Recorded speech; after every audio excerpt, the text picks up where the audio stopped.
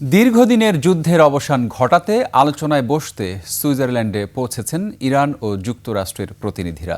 প্রতিনিধি দলের সদস্য হিসেবে মার্কিন ভাইস প্রেসিডেন্ট জেডি ভান্স এরই মধ্যে সুইজারল্যান্ড পৌঁছেছেন। মধ্যস্থতাকারী হিসেবে পাকিস্তানের শাহবাজ শরীফও থাকছেন আলোচনায়। তবে আলোচনা শুরুর আগেই নতুন বিতর্ক উস্কে দিয়েছেন ডোনাল্ড ট্রাম্প।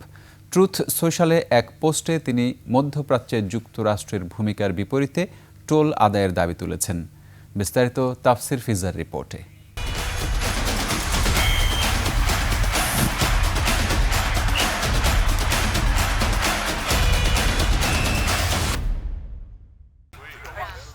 যুক্তরাষ্ট্র ও ইরান দুই দেশের মধ্যে আলোচনা এক নতুন দিকে মোড় নিচ্ছে। সুইজারল্যান্ডে হতে যাচ্ছে ইরান যুক্তরাষ্ট্র বৈঠক। আলোচনাকে সফল করতে এরই মধ্যে সুইজারল্যান্ডে পৌঁছেছেন ইরানের প্রতিনিধি দল।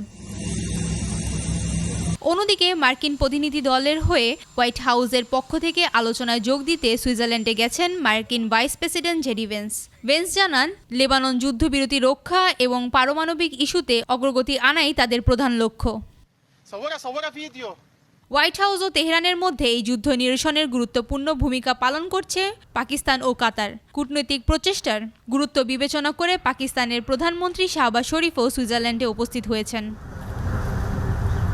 তবে এই আলোচনার টেবিলকে কিছুটা উত্তপ্ত করে তুলেছে মার্কিন প্রেসিডেন্ট ডোনাল্ড ট্রাম্পের হুঁশিয়ারি। তিনি স্পষ্ট জানিয়ে দিয়েছেন, ৬০ দিন পর যদি চূড়ান্ত চুক্তি না হয় তবে অন্য কোনো দেশ নয়, মার্কিন যুক্তরাষ্ট্রই হরমুজ প্রণালীতে টোল আরোপ করবে।